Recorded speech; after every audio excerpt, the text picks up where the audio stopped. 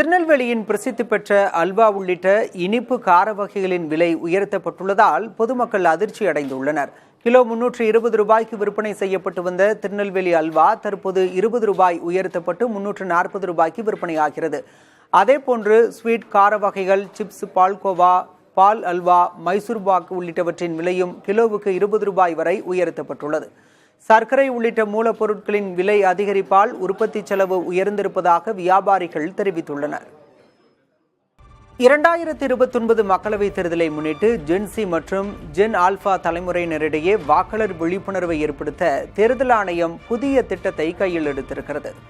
பள்ளி மற்றும் கல்லூரி மாணவர்களை இலக்காக கொண்டு 50,000 தேர்தல் கல்வி கிளப்புகளை அமைத்து தேர்தல் 2.0 என்ற டிஜிட்டல் விழிப்புணர்வு திட்டத்தை விரிவுபடுத்த பணிகள் நடைபெற்று வருகின்றன. அதில் 18 முதல் 26 வயதுக்குட்பட்ட 14 கோடியே 78 லட்சம் இளைஞர்களை சென்றடையும் வகையில் 15 லட்சம் பள்ளிகள் மற்றும் 70,000 கல்லூரிகள் இத்திட்டத்தில் இணைக்கப்பட உள்ளன. இந்தியாவின் முன்னணி வங்கியான பாரத ஸ்டேட் வங்கியின் வீட்டுக்கடன் வர்த்தகம் இன்னும் ஒரு மாதத்தில் 10 லட்சம் கோடி ரூபாயை தொடும் என அவ்வங்கியின் தலைவர் CS செட்டி தெரிவித்துள்ளார். PTI செய்தி நிறுவனத்திற்கு பேட்டியளித்த அவர், வீட்டுக்கடன் பிரிவில் தங்கள் வங்கி 28 விழுக்காடு பங்களிப்புடன் முதலிடத்தில் உள்ளதாக தெரிவித்தார். வீட்டுக்கடன் என்பது தனி நபருக்கான கடனாக அல்லாமல் பல்வேறு துறைகளின் வளர்ச்சிக்கும் மறைமுகமாக பங்களிப்பதாக தெரிவித்தார். நாட்டில் மொத்தம் 30 லட்சம் கோடி ரூபாய் வங்கிகள் வீட்டுக்கடனாக வழங்கியிருப்பதாக தெரிவித்தார்.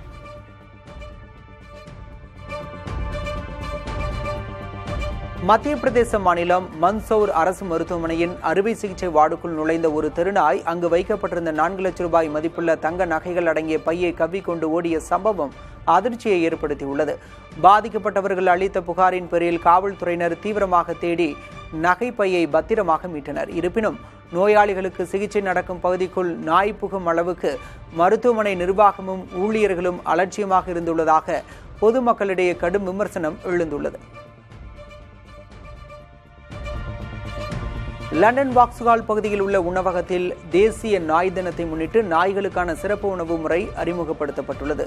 இதில் நாய்களுக்கு ஏற்ற வகையில் தயாரிக்கப்பட்ட டாக்கி கின்னஸ் பானம் மற்றும் சால்மன் மீன், கோழி இறைச்சி அடங்கிய உணவுகள் வழங்கப்பட்டன. சமையல் கலைஞர்கள் நாய்களின் ஆரோக்கியத்துக்கு உகந்த பொருட்களை கொண்டு இந்த விசேஷ உணவுகளை தயாரித்து நாய் உரிமையாளர்களை கவர்ந்துள்ளனர்.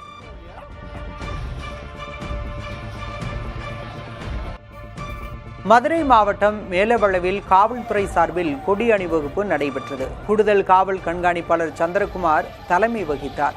அழகாபுரிப்பட்டி பேருந்து நிறுத்தத்தில் தொடங்கிய கொடி அணிவகுப்பு VS நகர், மேலவளவு கிராம மந்தை, மேலவளவு காவல் நிலையம் உள்ளிட்டவை வழியாக நடைபெற்றது.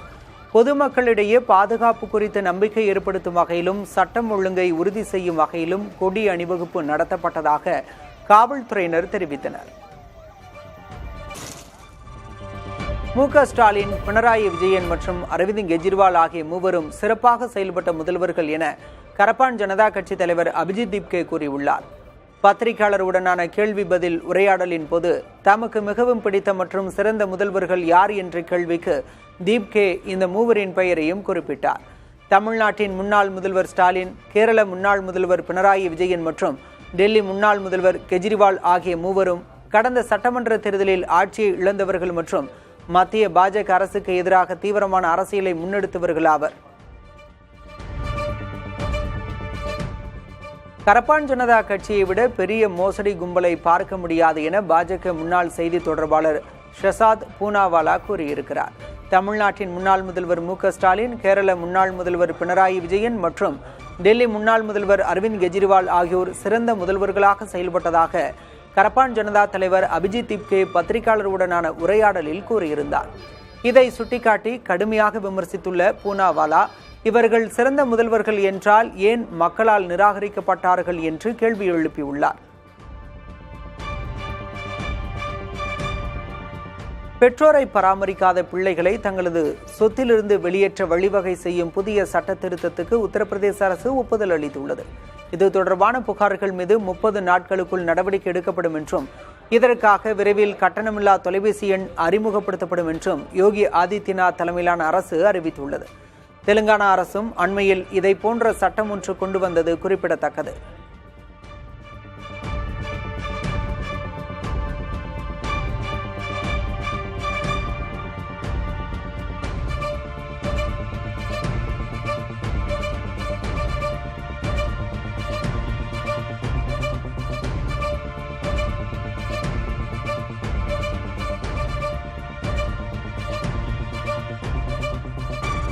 டெல்லியில் தகுதியான பெண்களுக்கு மாதம் 2500 ரூபாய் வழங்கும் டெல்லி லட்சுமி யோஜனா திட்டத்தை முதல்வர் ரேகா குப்தா தொடங்கி வைத்தார். தல்கோத்தரா மைதானத்தில் நடைபெற்ற விழாவில் சுமார் 4000 பெண்களுக்கு அனுமதி கடிதங்கள் வழங்கப்பட்டன. 5100 கோடி ரூபாய் நிதியில் செயல்படுத்தப்படும் இத்திட்டம் மூலம் 17 லட்சம் பெண்கள் பயனடைவர். முதல் தவணை தொகை செப்டம்பர் 1 முதல் பயனாளிகளின் வங்கி கணக்குகளில் நேரடியாக செலுத்தப்படும் என அரசு அறிவித்துள்ளது.